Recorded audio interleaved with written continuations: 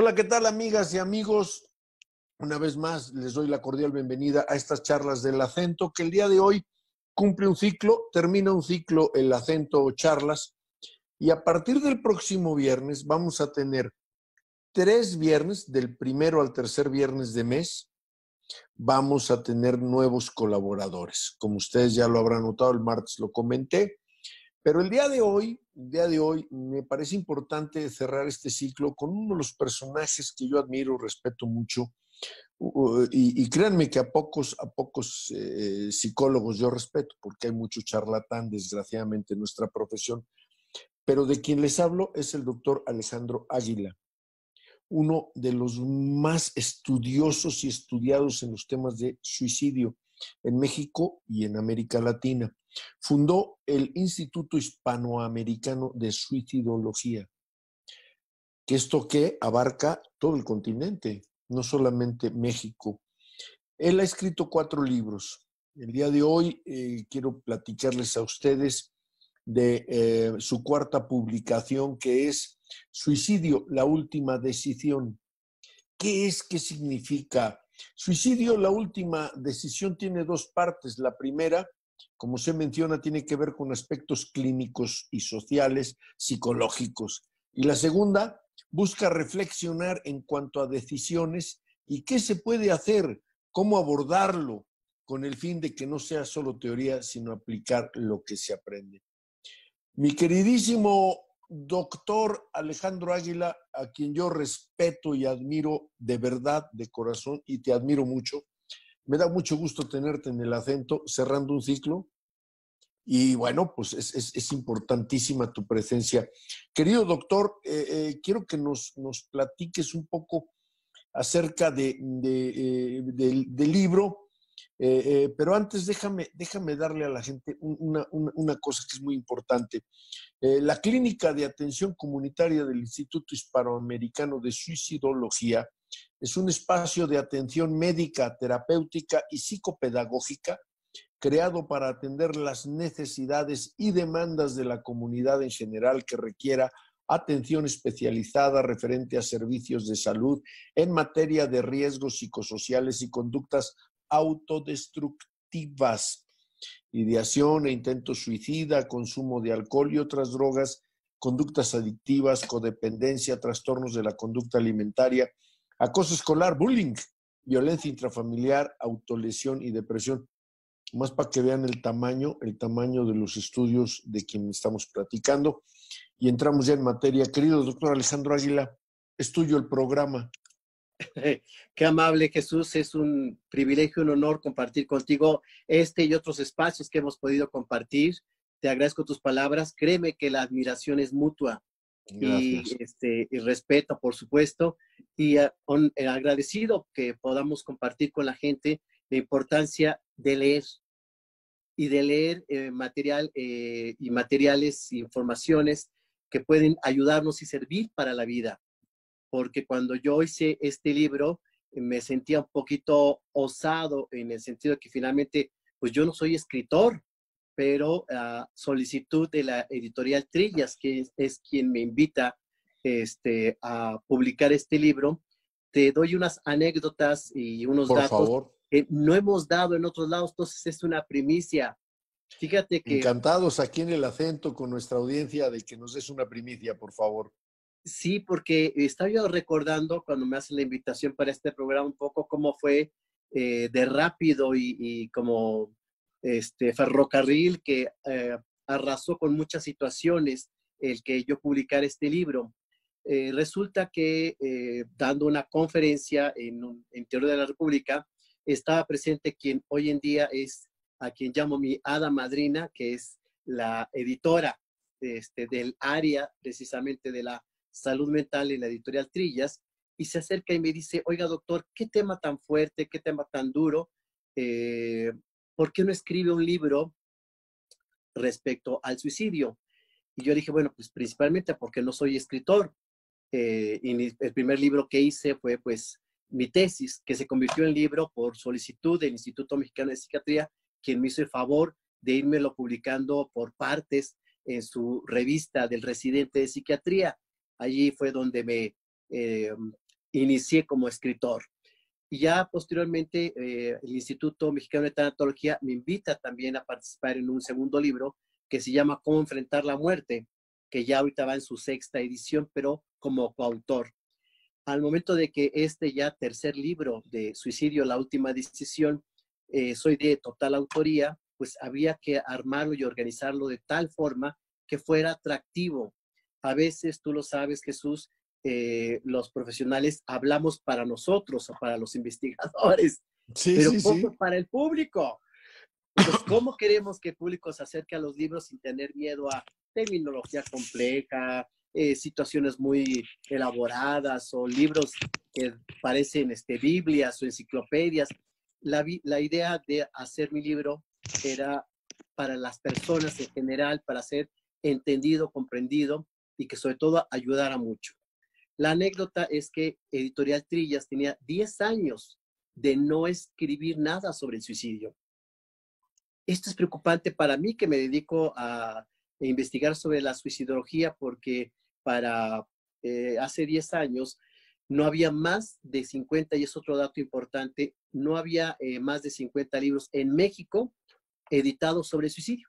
Fíjate que uno de los problemas a los que uno se enfrenta cuando quiere investigar acerca del suicidio es precisamente la falta de una literatura que a veces de repente encuentras en internet 250,000 cosas terribles, terribles, que no son ciencia, que no son investigaciones de profesionales y que opinan, y hay blogs y blogs y blogs, y es terrible, da pánico leer a ciertas afirmaciones. Yo he platicado contigo, Jacques Lacan tenía una idea muy peculiar sobre, pues, si se quiere suicidar, que se suicide, dicho sucintamente, ¿no? Pero si nosotros vemos en la actualidad, querido doctor, el suicidio se ha convertido, yo no quisiera decirlo así, pero tal pareciera una herramienta, la última herramienta que tienen algunos seres humanos. ¿Cuál es tu visión? Me platicaba nuestra compañera Tania Gold, que tuvo a bien platicar contigo para hacer este enlace. Me decía que en el norte de México es donde hay más suicidios, donde hay más casos de suicidios. ¿Por qué? ¿Por qué se da esto, doctor Águila? Ay, qué buena pregunta, Jesús, porque fíjate que en la investigación yo he tratado de recorrer los 32 estados de la República. Todavía no lo logro, llevo apenas 25, porque la idea es poder formar en cada uno de los estados suicidólogos. Y mi sorpresa es que pues hay muchos Méxicos. Y encontré exactamente el norte de la República, específicamente Ciudad Juárez, que tú y el público que nos escucha lo sabe, es una ciudad con multiproblemas. Lo que quieras, hay desde prostitución, adicciones, tráfico de personas, situaciones sociales, las muertas de Juárez, o sea, una serie de conflictos, y súmale que son el número 1 en la República Mexicana de suicidios.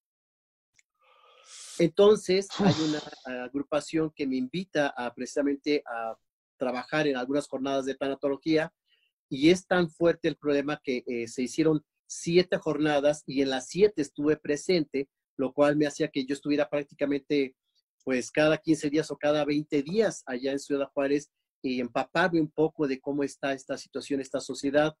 ¿Qué ocurre? Es una sociedad muy vulnerable por varios aspectos, y sobre todo en la situación geográfica. Están a unos pasos de Estados Unidos con toda la influencia norteamericana, pero toda la carencia mexicana. Y también la situación de la violencia social que se ha normalizado, desgraciadamente. A mí me tocó ir a Ciudad Juárez y estaba tan en riesgo la situación que me llevaban con policías y me regresaban con policías nada más para protegerme. A este nivel de miedo, y la gente no salía, las plazas estaban vacías, una serie de situaciones de mucho miedo que ha tenido Ciudad Juárez, y entonces hace que la sociedad se desespera, tenga un estado de desesperanza. Respondiendo a tu pregunta, ¿qué pasa? Pues que sienten que no pueden resolver, no está en sus manos salir de estos problemas de adicciones, de prostitución, de drogas, de narcotráfico, etcétera, y sí llega, sobre todo la juventud, que es la más afectada, a decir, yo ya no sigo. Fíjate que yo cuando tuve la ocasión de estar en Tokio, en Japón, hace no, ya más de un par de años, ya no recuerdo cuánto tiempo, había una situación ahí, jóvenes que se suicidaban porque no lograron entrar a las universidades. Busqué algunos datos en México, tú y yo yo como psicoanalista, tú como suicidólogo, y muy inquietos por investigar, por preguntar qué está pasando. Me di cuenta que en México hay 52 millones de causas por las que los jóvenes se suicidan, pero ninguno, hasta donde yo pude investigar, ninguno se suicida por no entrar a la universidad. Esto que tú me dices a mí y a la audiencia del acento, de los suicidios de los jóvenes por desesperanza, quiero hacer un pequeño alto aquí porque la pandemia nos ha abierto más la desesperanza. He tenido ocasión de atender algunas llamadas telefónicas, algunos Skypes, algunos etcétera, con personas que precisamente del norte de la República me llaman porque el hijo se quiere suicidar o porque el hijo está consumiendo drogas o alcohol. Me quedan 2 minutos para irme a corte, doctor Águila, y no quisiera desaprovechar el tiempo diciendo yo tonterías. Rápidamente, no mensaje, sino cómo podemos entender el suicidio. Danos una gotita y luego continuamos después de la pausa. Una gotita que te vas a ver a miel, querido amigo. Esta gotita tiene que ver con que el suicida tiene una visión en túnel. Por eso a mi libro le puse Suicidio, la última decisión. Y tienes mucha razón, pareciera ser que lo toman no como la última, sino como la primera. Y se toma como la primera decisión porque no se ven opciones. Entonces yo digo que el suicida tiene esta visión en túnel donde solo percibe su situación, su emoción, su dolor, su desesperanza, pero en esa sensación, en esa visión, omite, no puede ver toda la diversidad de salidas, respuestas o soluciones a su vida. Ahí es donde se atrapa.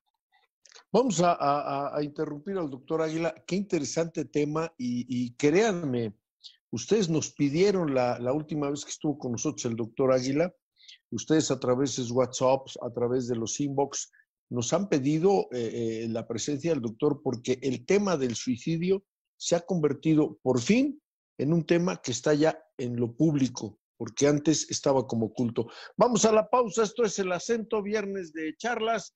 Chase TV, la televisión del cambio, ya está aquí, volvemos.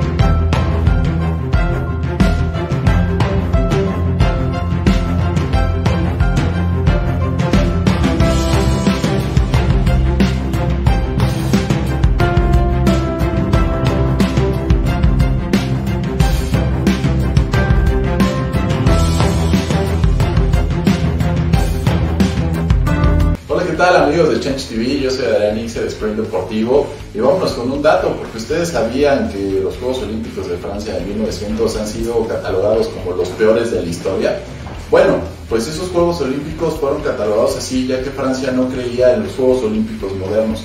Es por ello que ni siquiera hubo premios. Los premios que se les dieron a los primeros lugares fueron pinturas bajo el pretexto que estos iban a valer muchísimo más cuando el tiempo pasara, cosa que después se descubrió que no fue así y que la realidad fue que no había recursos para darle premios a los primeros lugares.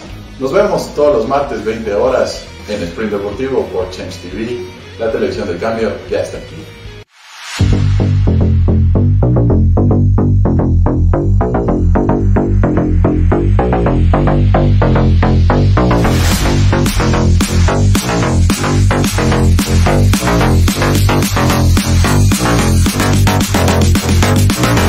Sant.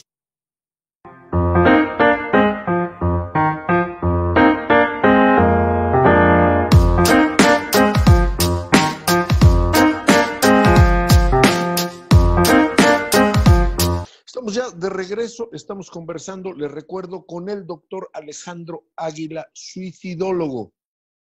Nos estaba diciendo antes del corte que él dice, el suicida tiene una visión de túnel. Como psicoanalista me quedo pensando y digo, qué bárbaro, pues sí tiene toda la razón. Hacia dónde se mueven, hacia dónde se van. No hay una visión periférica, tienes toda la razón, es una visión de túnel. Pero, ¿quién mejor que tú, que eres el creador del libro Suicidio, la última decisión, y el que ha investigado sobre el suicidio en México como nadie lo ha hecho? Maestro, es tuyo el micrófono. Encantado, bien. Al inicio yo te prometía muchas primicias por el afecto, el cariño que tengo. Muchas gracias. También el que sepan las personas lo difícil que fue introducir un libro con un tema que es tabú. Y te voy a ser muy honesto y de veras ahora estoy abriendo mi corazón, Jesús, porque muchas gracias. Yo dije, pues yo no soy escritor de entrada. Segundo, el tema es muy difícil. Tercero, tiene 10 años una editorial que es de la más prestigiada en México de no publicar. Es una aventura. Honestamente, Jesús, dije, pues no se va a vender. Por supuesto que no era negocio y no lo pensé como tal, pero sí con la idea de que pudiera difundirse. La primera sorpresa que tuve yo es que a una semana de haberse publicado el libro y de haberse repartido en las principales librerías de México, me llama una persona que me dice, doctor, fíjese que siendo la 1 o 2 de la mañana, mi hijo anunció que se iba a suicidar, me mandó una carta por debajo de la puerta, dice, y salí, pues obviamente después de leer la carta, quise entrar a su cuarto, no me permitió y me desesperó mucho. Entonces, estuve insistiéndole y llamándole, etcétera. No supe qué hacer. Al día siguiente, mi hijo afortunadamente seguía vivo y fuimos a buscar material, encontramos su libro y mi hijo leyó el libro y le cambió la visión respecto a la idea de suicidarse. Qué ya maravilla. Con esto yo dije, si se vende o no se vende ya es lo de menos, ya se ganó una vida. Ahí ya era mi principal ganancia, mi satisfacción personal como suicidólogo, como escritor. Posteriormente... Bruce, acabas de decir algo, ¿alguien puede callar ese perro, por favor? Perdón, los avatares de hacerlo en vivo. Una de las cosas que yo he notado y que tú en cada entrevista, en cada charla que tenemos, tú lo resaltas, ¿no? Y a mí me da mucho gusto ese carácter humanista de tus investigaciones. No importa que no se venda el libro, ya ganamos una vida. Una vida vale más que un tiraje de 100,000. Este carácter humanista que tú tienes acerca del suicidio contrasta con lo que algunos neófitos en el tema se atreven a hablar. Hace unos meses, en una entrevista, antes del COVID, en un programa de cuyo nombre no quiero acordarme, estaban entrevistando ahí a otra psicóloga y a un psiquiatra y no sé qué, y de repente alguien dijo del suicidio y dice, el que lo anuncia no lo hace. y a mí me pareció una cosa terrible, porque que lo haga o no, el hecho de que ella diga, oye, Águila, fíjate que Corona dijo que se quiere suicidar, pues tráiganmelo, ¿no? Vamos a platicar con él. Porque yo no creo que alguien sea tan estúpido para bromear con algo tan grave. Que debe haber, pero a mí no me han tocado. Doctor, ¿cómo, ahora que estamos en estas exclusivas, regálanos una chiquita? ¿Qué hacemos cuando alguien dice, siguiendo tu ejemplo de esa vida salvada, mamá, me quiero suicidar, esposa, me quiero suicidar? ¿Qué hacemos? 2 puntos importantes. Fíjate que mucha gente habla sobre el suicidio sin realmente conocer lo complejo que es. Yo llevo más de 30 años y créeme, soy muy honesto, sigo aprendiendo. No deja uno de aprender de este tema y creo que de muchos más. Lo que hemos encontrado en investigaciones y todos los suicidólogos que nos conjuntamos de Hispanoamérica, coincidimos en que el suicida tiene 3 pasos. Primero lo piensa, segundo se pone en riesgo y tercero lo actúa. Sabemos que de la actuación puede derivar a frustración del acto no consumado y si consumado como tal. Entonces, alguien que lo está diciendo, por supuesto que ya está en riesgo.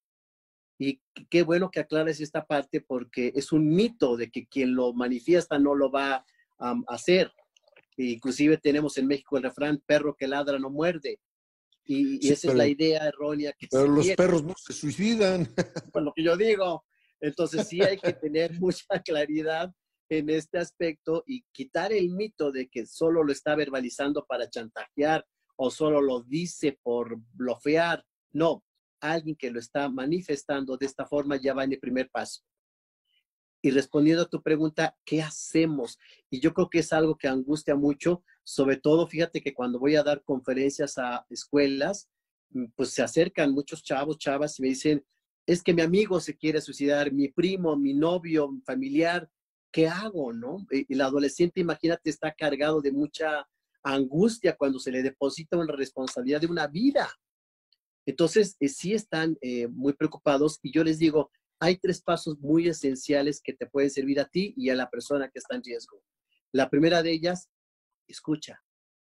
Y debe ser una escucha empática, una escucha con realmente la apertura de recibir lo que el otro nos va a decir. La escucha te va a permitir saber e identificar el nivel de riesgo. Es lo que hacemos todos los psicólogos, psicoanalistas, psicoterapeutas de cualquier línea. Primero escuchamos para saber exactamente qué podemos hacer, ayudar, por dónde intervenir, hacer un diagnóstico, etcétera. Entonces, es una escucha, pero no es cualquier escucha, es una escucha realmente con todo lo que somos y todo lo que sentimos. Es una escucha con mucha percepción. Partiendo de allí, es importante el segundo punto de no juzgar. Si tú le dices, Jesús, a un suicida, estás mal, estás loco, no lo hagas, olvídate de eso y vámonos al cine, la persona puede sentirse poco escuchada, poco comprendida, juzgada porque le dijiste que está mal, que está loco, que es pecado, e inclusive puede precipitar esta opinión y comentario tuyo en decir, pues ahora sí lo voy a hacer porque nadie me entiende. Y el tercer paso, y muy importante, sí canalizar a un especialista. Al inicio de la entrevista nos compartías, tenemos una clínica comunitaria y la abrimos y deseamos hacerla en toda la República Mexicana para que la gente pueda atenderse, porque cada vez hay más necesidad de ayuda en riesgo suicida. Oye, fíjate que a mí con la pandemia, pues afortunadamente, y no digo trabajo porque no fue trabajo, con la pandemia me crecieron los llamados de auxilio, ¿no? Voy a retomar algo que dijo la doctora Denise Smith aquí en este mismo espacio, El Acento. Alguien llamaba como para pedir los primeros auxilios psicológicos. Yo, por ejemplo, cuando a mí me traen un suicida, una suicida, le doy los primeros auxilios psicológicos, evidentemente sin juzgar, sin meter cuestiones religiosas, nada. Si escucho, trato de empatizar, trato de saber la causa que origina esa idea de suicidio, pero debo reconocer que por muy estudiado que sea uno, si uno no es experto en el tema del suicidio, a veces te comen, te ganan y el diagnóstico no es bueno. Me encantó todo lo que has dicho y la parte final, sobre todo que el público no lo olvide, acudir a un profesional que sepa de suicidios. Porque si lo van a llevar con el brujo mayor, no, pues entonces ya mejor nos suicidamos todos, ¿no? Con honestidad. Hay muchos colegas tuyos, míos, nuestros, que le entran a todo. Sí, pues es dinero, son consultas. No, espérate. En ese sentido, muchas personas que empiezan a beber, empiezan a tener un inicio con las drogas, de repente se ven sumergidos ya en esta maraña, en este hoyo negro de las adicciones. En la clínica, ustedes también atienden adicciones. Te pregunto por lo siguiente, y aquí va mi pregunta. ¿Qué tienen que ver las adicciones con el suicidio? Pareciera una pregunta boba, pero yo quisiera que el experto nos diga, por favor. Fíjate que dentro de mi formación, yo estudié adicciones, precisamente tengo un diplomado en adicciones que fue de alta calidad y de alto rendimiento. Muy interesante porque fue hecho por la Secretaría de Salud, el Instituto Mexicano de Psiquiatría, Fundación Ama la Vida y como 5 asociaciones más que se agruparon para formar a personas que nos interesaba conocer sobre las adicciones. Y curiosamente, esta pregunta que me haces, encontré que muchos especialistas en adicciones no asocian adicciones con suicidio. Es más, el adicto tampoco asocia su conducta con una conducta de riesgo suicida. Uh-huh. Es lo paradójico. Sin embargo, encontramos que el acto suicida como tal conlleva una serie de condiciones en donde la persona empieza a desprotegerse y detrás de ello siempre vemos en el paciente suicida conductas autodestructivas. ¿Qué más que las adicciones? La sustancia que te guste, la modalidad que te agrade. Alguien que empieza a consumir sustancias no le gusta su realidad, partiendo de allí. 2, alguien que empieza a consumir sustancias empieza también a deteriorar su calidad de vida y su funcionamiento. Las drogas no hacen caricias y esto lo dicen y es jerga lingüística del adicto. Yo trabajé 2 años y medio en una clínica de adictos disfuncionales y a mí me sorprendía mucho que ellos mismos no se percibían así como suicidas. Ellos estaban gozando y disfrutando de los efectos de la sustancia cuando posteriormente había una serie de secuelas médicas, psicológicas, que detectaban y hacían ver el daño que se habían realizado durante el consumo. Hay sustancias que a la tercera vez ya quedaron con daños irremediables. Tú sabes que el tiempo es muy severo en televisión. Te quisiera pedir, de favor, nos quedemos en esta parte para retomarla al regreso de la pausa. Estoy encantado con este programa. Estoy muy feliz porque ustedes, amable audiencia, lo han pedido y es un verdadero maestro y nos está enseñando con palabras muy sencillas lo que es el suicidio. Vamos a la pausa y regresamos con más aquí al Acento. Esto es Change TV, la televisión del cambio, ya está aquí.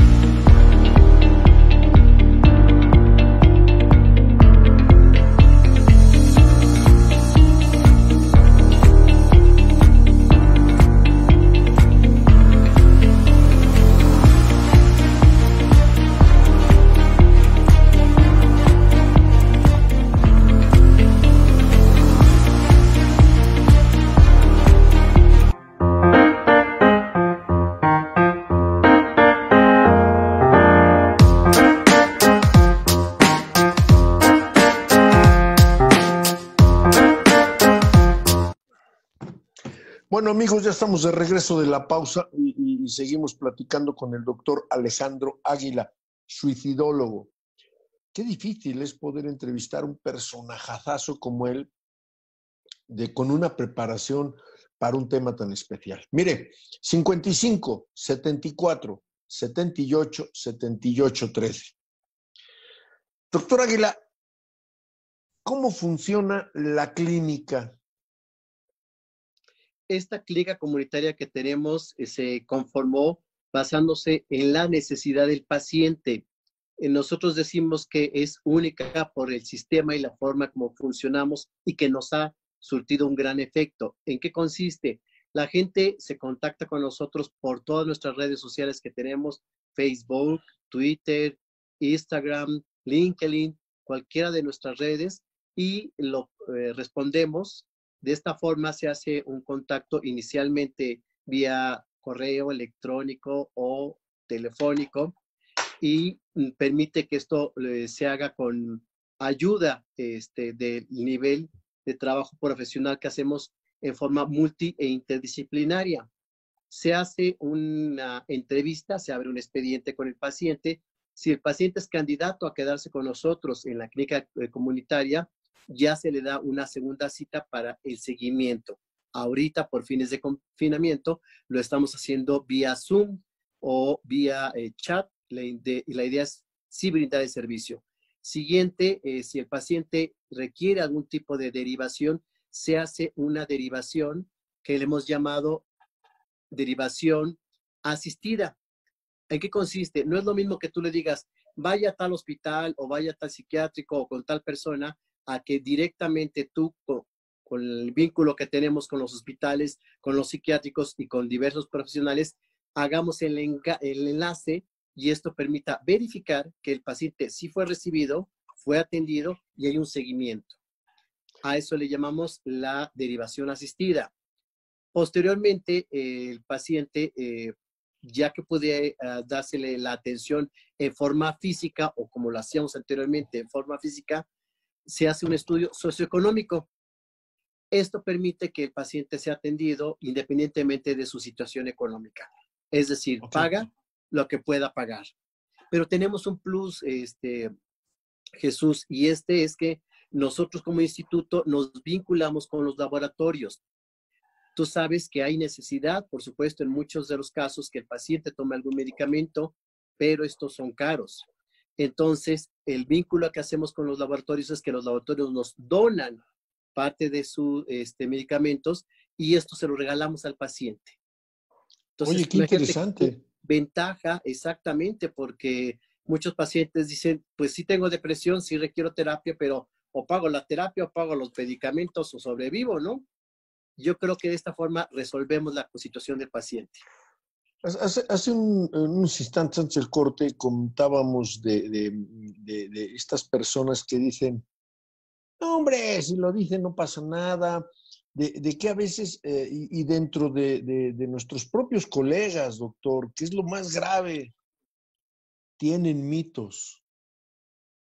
¿Les da miedo o no les conviene?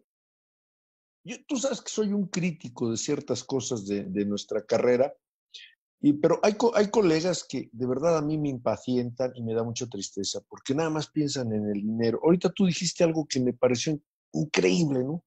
El medicamento es gratis, hacemos un estudio socioeconómico, paga lo que puede de acuerdo a su condición.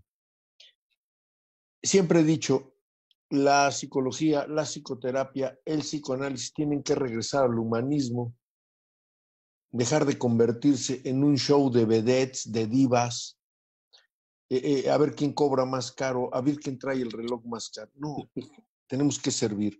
Tú lo haces muy bien. Mira, derivado de toda esta charla, incluidos los ladridos de mi perro, que no sé si no le gustó el tema o qué pasó, nos llega el siguiente WhatsApp y dice, conozco a alguien que tiene impulsos suicidas desde la adolescencia y siempre está bromeando con la muerte. 5 veces ha estado muy grave y dice que la siguiente sí va a lograr el suicidio. ¿Qué nos puedes decir de esto? Que confirma lo que hemos visto, revisado y comprobado los suicidólogos. ¿Qué pasa, Jesús, para toda la gente que nos ve y nos escucha? Si hay un conflicto y no se resuelve y la intención de la ideación suicida está surgiendo, por supuesto que va a seguir surgiendo si el conflicto central no se resuelve.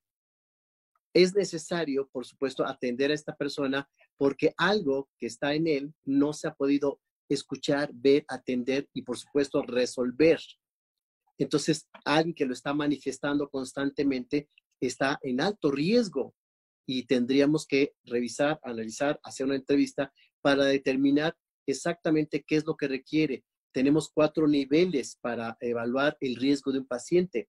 El primer nivel puede atendérsele con una intervención en crisis. El segundo nivel ya requiere un tratamiento, una psicoterapia breve, pero con situaciones de urgencia.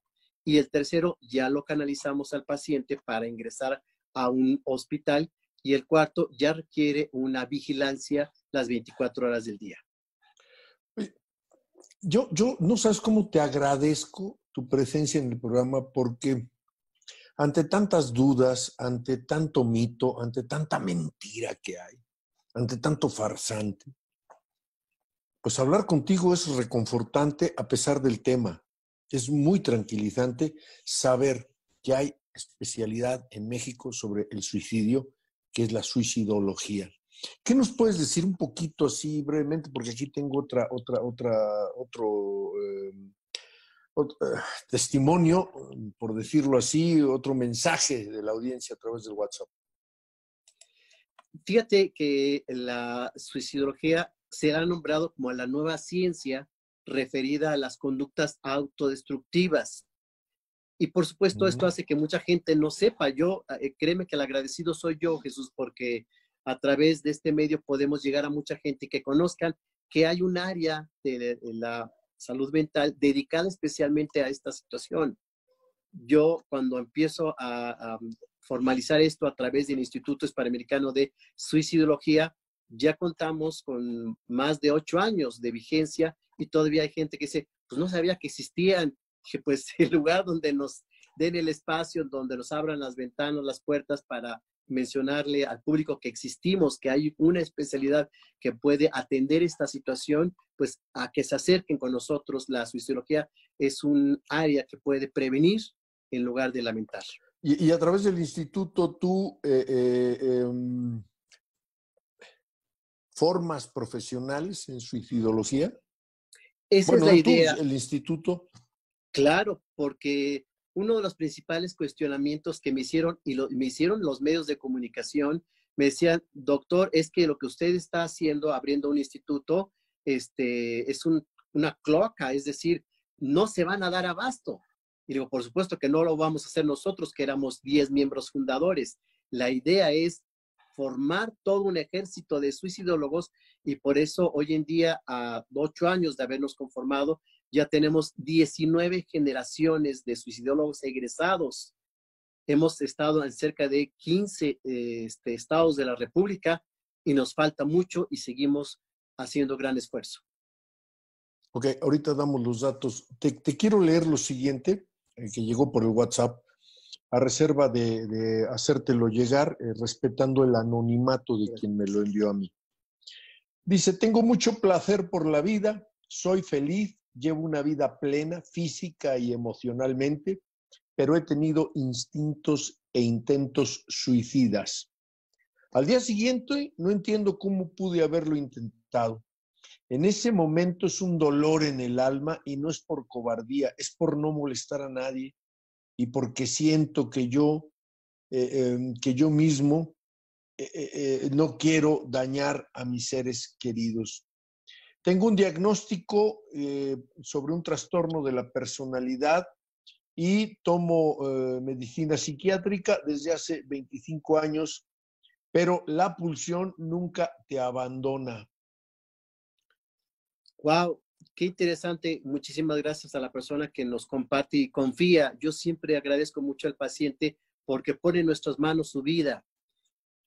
Esto es esencial, Jesús. Fíjate que esta persona tiene nociones respecto a qué pasa con él.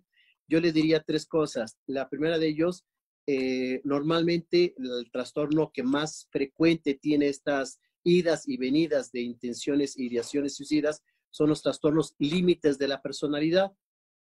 Tú y yo lo sabemos, de repente están en la manía, de repente en la depresión, es decir, es una montaña rusa de emociones. Por eso de repente un día para ellos es lo peor de la vida y al día siguiente pueden ver la luz. Por ello requiere obviamente un tratamiento medicamentoso para regular este estado emocional.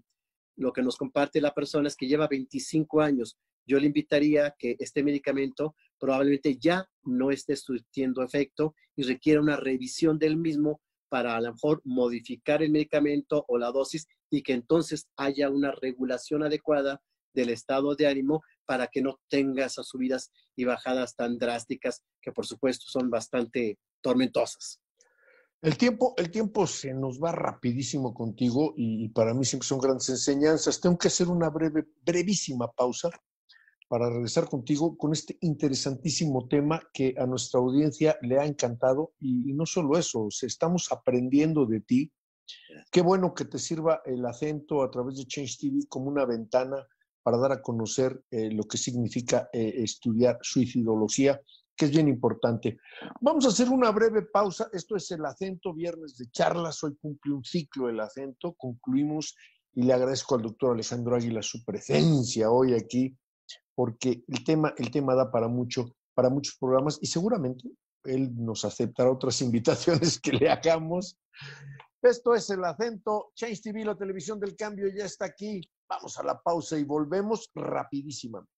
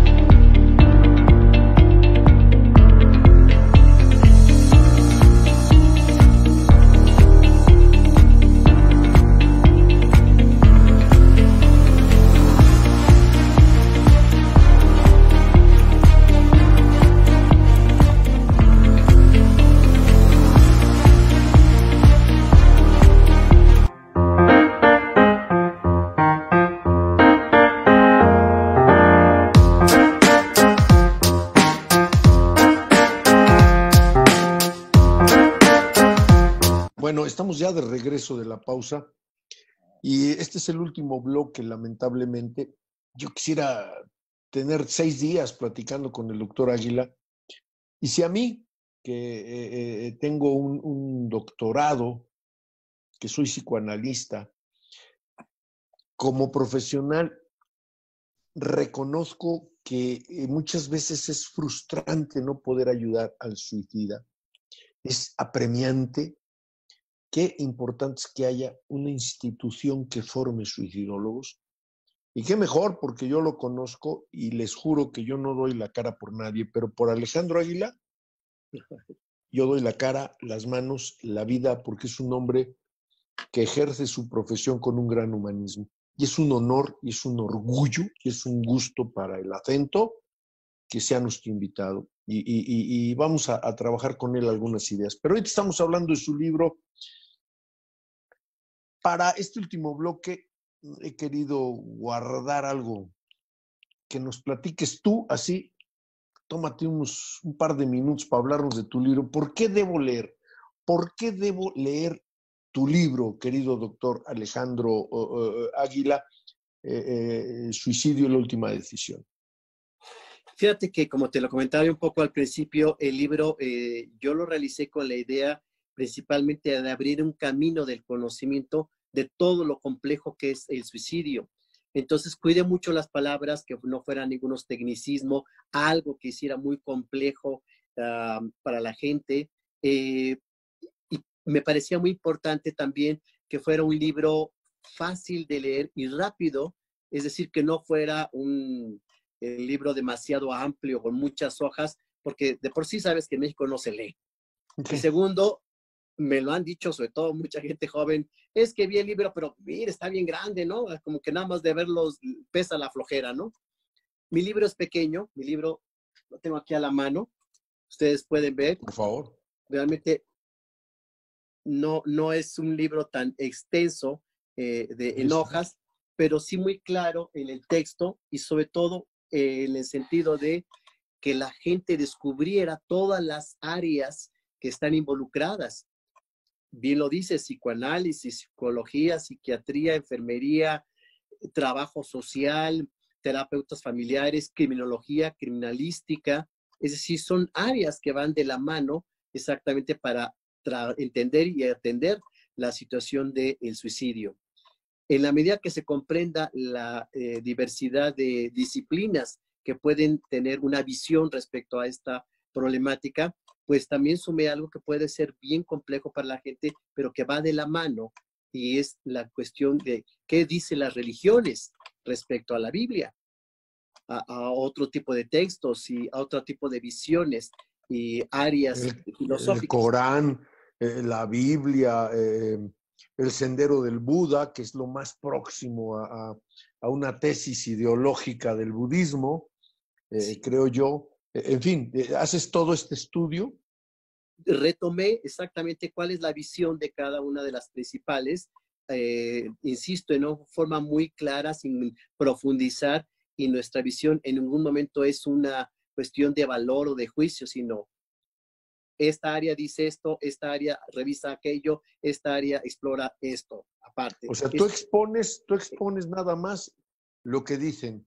Exactamente. Si una X o Y religión dice, pues eso es malo, es malísimo, tú lo planteas y ya cada quien sabrá si lo toma o lo deja. Así es. Pero aquí hay algo sumado y que me han comentado lo importante o lo útil que les ha sido el libro. En México tenemos un refrán que dicen, pues dame el remedio y el trapito, ¿no? Sí. Eso lo hice, Jesús, no solo informar, porque la primera parte del libro tiene la intención de conocer de la suicidología en todas estas áreas, sino también, como dice el libro, Suicidio, la última decisión, que la gente aprendiera a tomar las mejores decisiones de su vida.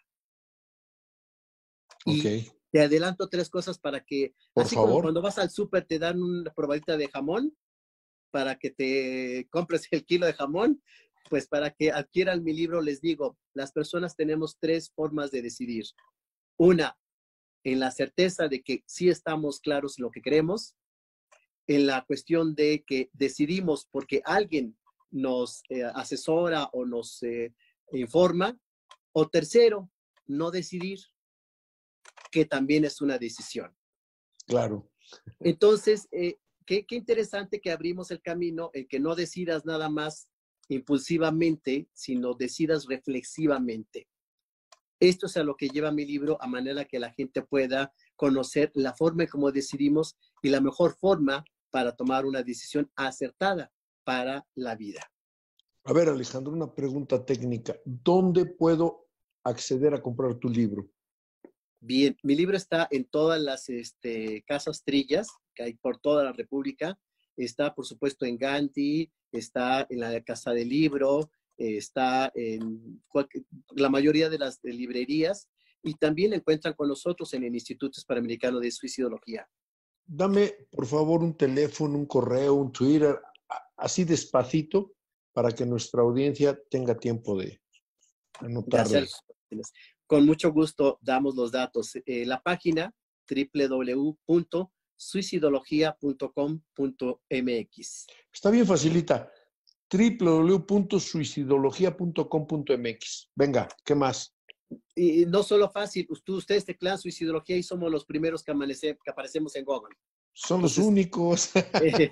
No hay otros, ¿no? No hay. Y también pueden a través de nuestros teléfonos, el 46 31 33 07.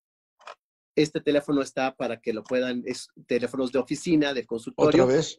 46 31 33 07. 46 31 33 07, como el James Bond 07.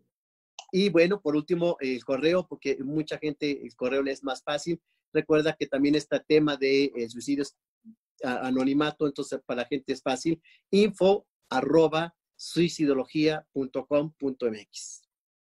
info@suicidología.com.mx. Correcto. Facilito. Una pregunta indiscreta. ¿Qué precio, qué valor económico tiene el libro? 300 pesos. No, está muy accesible. Es accesible. La idea exactamente que pudiera llegar a la gente en la lectura, en lo rápido de leer y sobre todo en lo accesible económico. Fíjate que una de las cosas que a mí me sorprende de todo esto, efectivamente, es el anonimato. Nadie quiere decir, oye, Alejandro, soy suicida. O nadie quiere decir, es que fíjese que se trata de mi hija, de mi hijo, de mi ahijada, de mi hija. No, queda muy discreto. Y tantos mitos que nos han metido en la cabeza. Yo muchas veces, yo jamás bromeo con lo del suicidio. El martes, una persona en la audiencia del programa de Martes y Colaboradores escribió algo así como, me quiero suicidar. Y yo sí se lo dije, déjate decir tonterías, con eso no se juega. Porque a mí me parece, Alejandro, que el salir a decir una cosa de esta magnitud es terrible por todo lo que conlleva. Finalmente, doctor Águila, cuando tenemos un suicida en casa, afecta a todo el núcleo familiar. ¿Qué hacemos los que estamos cerca de un suicida? ¿Cómo nos comportamos? Ya dijimos que no hay que llegar a decirle cómo eres tonto, pareces idiota, no hagas esto, no hagas eso. No. Tampoco tirarles el rollo religioso de lo que ustedes tengan de creencia. Pero entonces, brevemente, ¿qué hacemos la familia? De entrada, mencionar que cuando alguien se suicida en la familia, es un mensaje para la familia también. Entonces, la atención no nada más es con el paciente que intentó quitarse la vida y no lo logró, sino en la labor de posvención, que así le llamamos, y yo ofrezco para el programa del acento y para todo el público que pudiéramos tener todo un tema, todo un programa dedicado exclusivamente a hablar precisamente de la necesidad de la atención con la familia, que le llamamos la posvención. Esta atención tiene que ver con la información que requiere la familia, porque cuando a una persona intenta quitarse la vida, dos condiciones se quedan. Una, la culpa de la familia, porque qué hice yo mal como papá, o qué hice mal yo como mamá, o qué dejé de hacer. Hay una culpa allí muy entrampada. Y segundo, el por qué. ¿Por qué lo hizo? ¿O por qué lo intentó? ¿O qué hay detrás? Sí se generan muchas preguntas y esto hay una situación ansiógena en la familia que la hace disfuncional. Y hay que, obviamente, aterrizar muchas ideas y explorar la situación. Querido Alejandro Águila, doctor, suicidólogo, psicoterapeuta, se nos fue el tiempo de una manera rapidísima. Yo te agradezco y a nombre de la audiencia, a nombre de Change TV, porque de verdad, yo sé que parece como meloso y dicen, ay, no, pues es que son colegas. No, créanme, soy un hombre muy rudo. Alejandro y yo nos conocimos en Salud TV cuando yo tenía un programa que fue de los dos, porque él me sustituyó cuando me operaron del corazón y lo hizo mejor que yo. Entonces, no es meloso, es el reconocimiento, un profesional que se dedica las 24 horas del día al estudio, al análisis, a la investigación, pero sobre todo a la atención altamente especializada de las personas con problemas emocionales que hablan de suicidio y que pues buscan la manera de acceder a ello. Doctor Alejandro Águila, gracias por cerrar este ciclo del acento y te invito de verdad a que en el nuevo ciclo del acento, que será una entrevista al mes, ¿no? Cada cuarto viernes, te volvamos a invitar y nos acompañes. Te agradezco mucho, doctor. Esto ha sido todo por hoy. Nos vemos, nos escuchamos el martes en El Acento Colaboradores. Esto es Change TV, la televisión del cambio. Ya está aquí.